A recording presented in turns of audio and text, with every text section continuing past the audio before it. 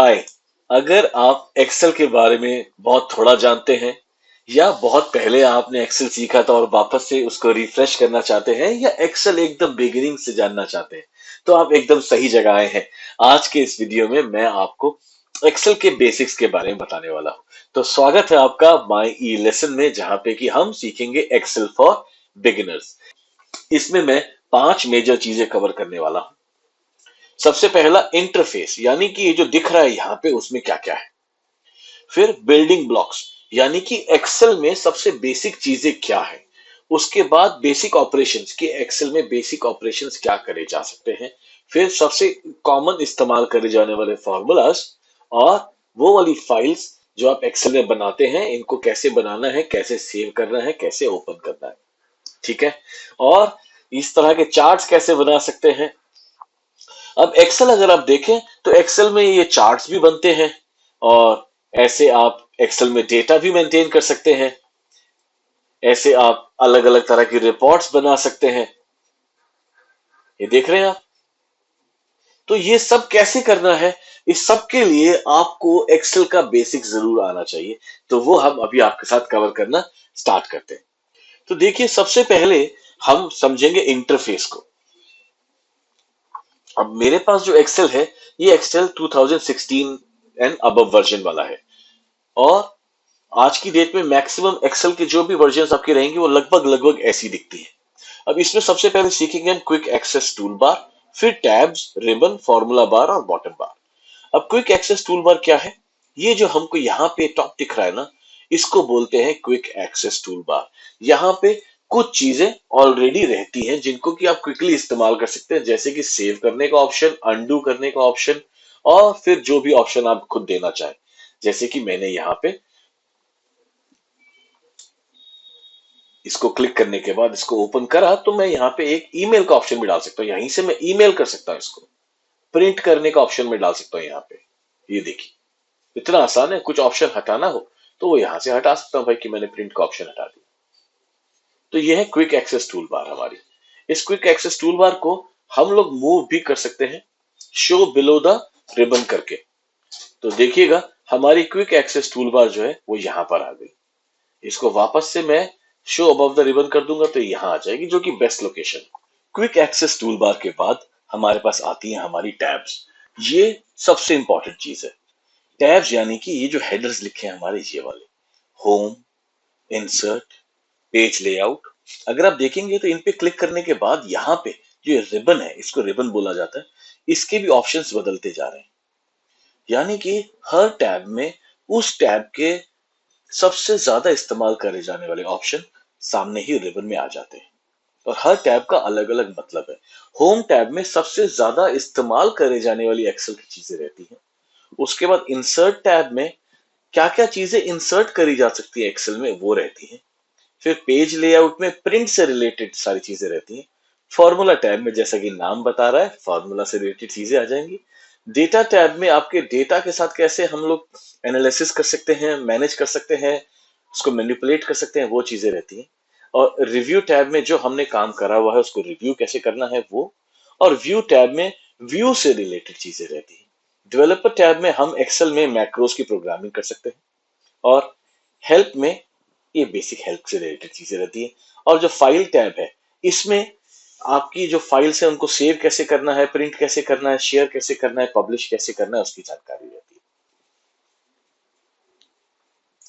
तो ये हो गई हमारी टैब्स, और ये है हमारे रिबन्स।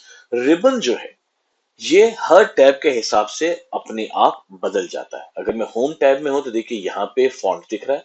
इंसर्ट टैब में हूं तो यहाँ पे अभी कुछ और आ गया है। रिबन के अंदर भी सेक्शंस होते हैं, जैसे ये क्लिपबोर्ड का सेक्शन है, ये फॉन्ट का सेक्शन है, ये अलाइनमेंट का सेक्शन है, ये नंबर्स का सेक्शन है। यहाँ पे जितनी भी चीजें उनको आप इस्तेमाल कर सकते हैं। फिर आती है हमारी फॉर्मूला बार। ये फॉर्मूला बार जो है वो यहाँ पे है हमारी, ये आप देख रहे हैं। जो भी मैं यहाँ पे जो भी मैं यहाँ पे टाइप करूंगा, वो जिस भी सेल में मेरा कर्सर एक्टिव होगा वो वहां पे टाइप हो जाएगा। देखिएगा, जैसे मैंने लिख रहा हूं थैंक्स, वो देखिए मैंने यहाँ पे लिखा तो वो इधर लिखा हुआ आ गया। और यहाँ पे अगर मैं कुछ फॉर्मूला लगाऊंगा तो वो यहाँ पे आ जाएगा, ये आगे चल के दिखाऊंगा मैं आपको। फिर होती है ये बॉटम बार। यहाँ पे देखिए ये जो है इसको बॉटम बार बोलते हैं। इसमें देखिए ये व्यूज से रिलेटेड चीजें हैं, ये हमारी जूम इन जूम आउट की हैं। और अगर हमने कुछ लिखा हो, मान लीजिए जैसे कुछ नंबर्स में लिख देता हूँ यहाँ पे 2 3 4 5 6, ऐसे कुछ नंबर्स लिख दिए मैं। तो इनको अगर मैंने सेलेक्ट करा तो देखिए यहाँ पे उसकी एवरेज आ गई, काउंट आ गया, सम आ गया। तो ये बॉटम बार में दिख जाता है ऐसा। अब हम जानेंगे बिल्डिंग ब्लॉक्स के बारे में।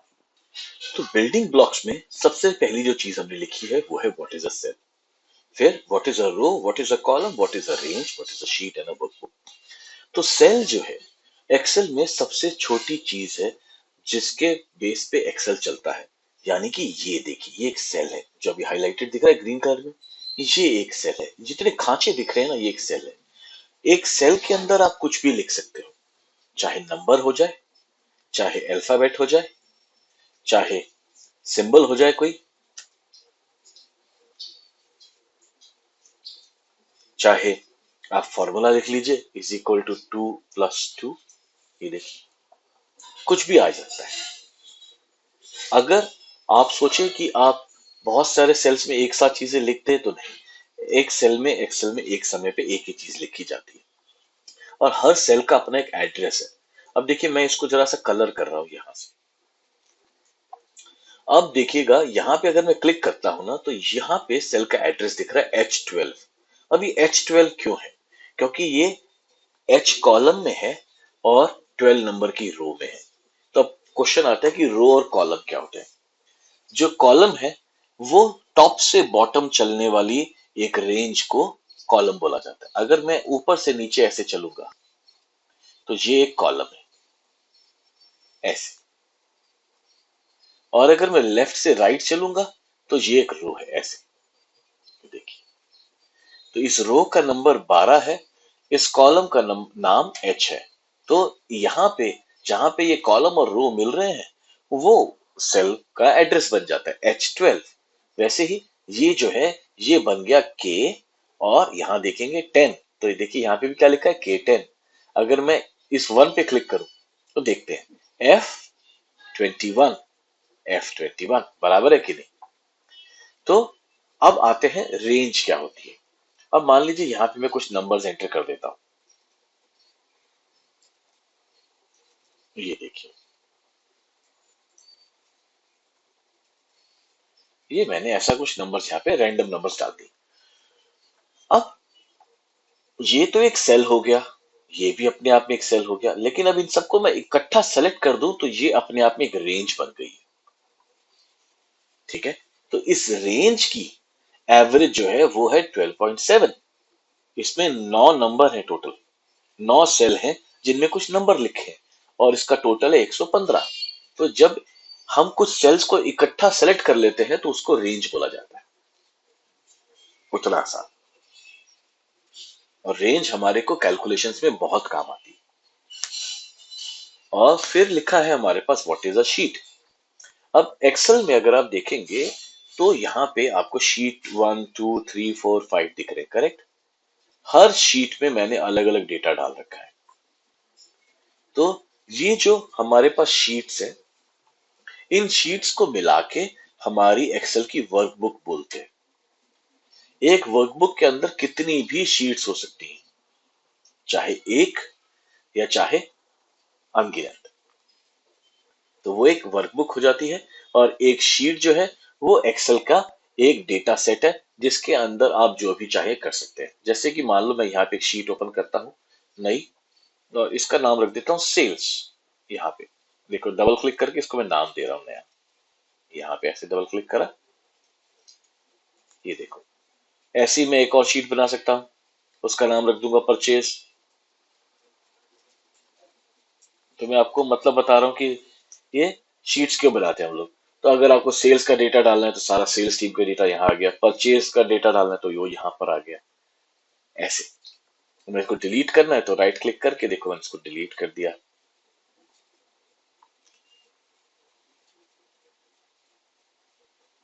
तो ये होती है शीट्स हमारी। फिर आइए अब हम आते हैं हमारे बेसिक ऑपरेशंस पे। एक्सेल में असली काम क्या है, आप इसको डेटा की तरह यूज कर सकते हैं कि भाई यहाँ पे आपका जो भी डेटा है आप सारा यहाँ पे डाल सकते हैं, जैसे हमने यहाँ पे डाला हुआ है। आप इसको रिपोर्ट्स बनाने के लिए इस्तेमाल कर सकते हैं। अब ये सब करने के लिए आपको बेसिक कुछ एक्सेल के ऑपरेशंस आने चाहिए, जैसे कि ऐड करना, सब्ट्रैक्ट करना, मल्टीप्लाई करना और डिवाइड करना। ये एक बार आपको आ गया तो आप बाकी चीजें भी बड़ी आसानी से सीख सकते हैं। तो आइए यहाँ पे कुछ नंबर्स लिख देते हैं। ठीक है, तो हम नंबर्स लिख देते हैं इधर ऐसे 1, 21, 43, ऐसे लिखते हैं इनको, 54, 96, 76। ओके,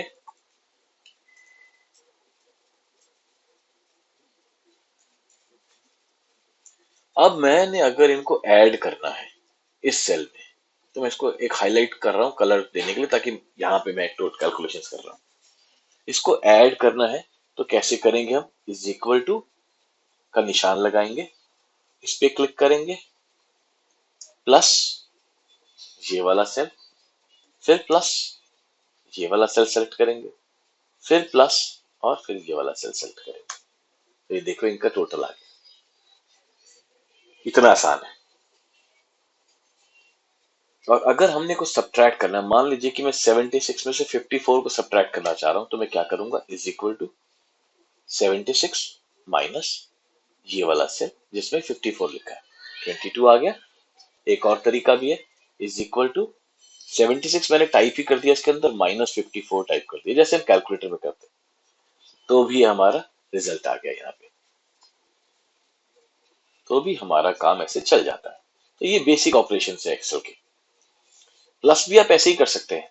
देखिए इज इक्वल टू जो भी आपके नंबर लिखे हुए थे हम बस वैसे प्लस कर सकते हैं, is equal to 21 plus 43 plus 54 plus 76। Multiply करना हो तो भी बड़ा आसान है।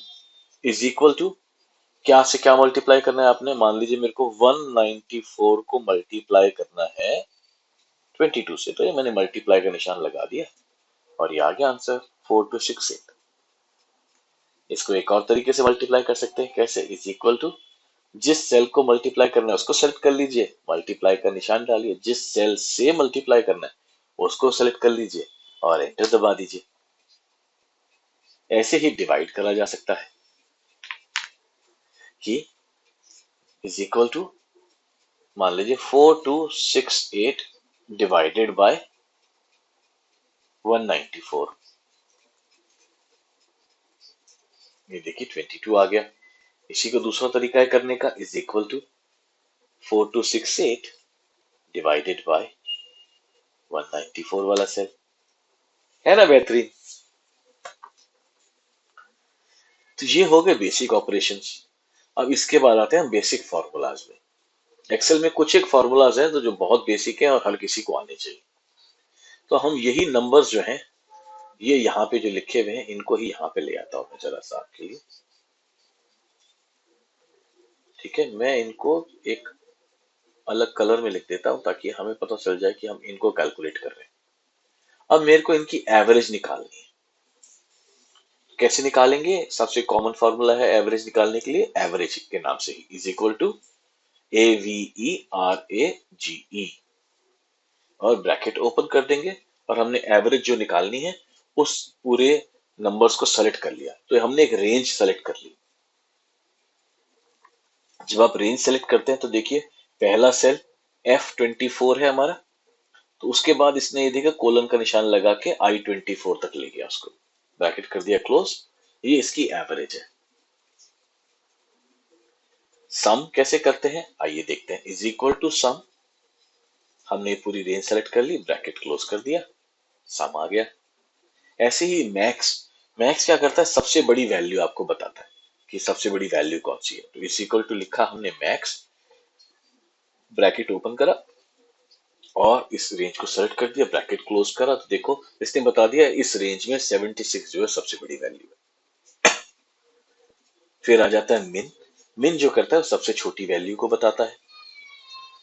हमने उसमें भी रेंज सेलेक्ट कर ली, ब्रैकेट कर दिया क्लोज, और 21 सबसे छोटी वैल्यू आ गई। फिर आता है काउंट का फॉर्मूला। ये बताता है हमारे को कि हमारे इसमें कितने सेल ऐसे हैं जिसमें कि नंबर लिखे हुए हैं।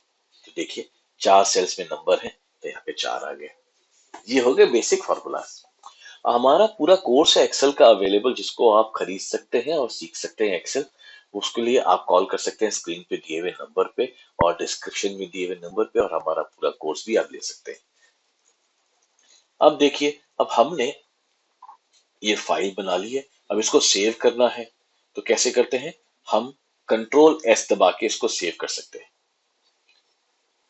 अब मैंने इसको अभी ऑलरेडी एक नाम दे रखा है, तो मैं क्या करता हूँ, इसकी एक कॉपी बनाता हूँ। उसके लिए मैं करूंगा सेव एज। देखिएगा मैं दबा रहा हूँ F12, या फाइल में जाते हैं, यहाँ पे सेव एज कर देते हैं। कहाँ पे सेव करना है, डेस्कटॉप पे सेव करना है। तो देखिए जब भी आप किसी फाइल को सेव करने जाएंगे, यूजुअली आपको ऐसा ही ऑप्शन आएगा, आपको उसको नाम देना है, कहाँ पे सेव करना है, और क्लिक कर दीजिए, बस वो सेव हो जाएगी। तो ऐसा नाम दे देते हैं। और किसी फाइल को क्लोज करना है, तो हम यहाँ पे जाके उसको क्लोज कर सकते हैं। ओपन करना है तो किसी फाइल को ओपन भी कर सकते हैं। जैसे हम फाइल में गए, यहाँ पे देखिए मैंने जो जो फाइल्स रिसेंटली यूज करी थी वो सारी यहाँ पर है।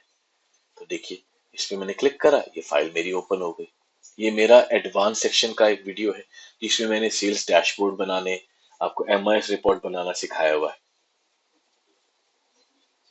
ये फाइल को मैं क्लोज कर रहा हूँ, देखो सेव करने के बाद ऐसे। तो ये थी एक्सेल की बेसिक ट्रेनिंग आपके लिए। उम्मीद करता हूँ कि वीडियो आपको पसंद आया होगा। अगर हाँ तो जरूर लाइक कीजिए, शेयर कीजिए आपके फ्रेंड्स के साथ, अपने जान पहचान वालों के साथ, और हमारे चैनल को सब्सक्राइब जरूर कीजिए। और हाँ, अगर आपको हमारे एक्सेल के कोर्सेज खरीदने हैं तो जरूर स्क्रीन पे दिए हुए नंबर पे फोन करें। तो अगले वीडियो तक के लिए, this is your Guru now signing off for the day. Have a wonderful day ahead. Happy learning.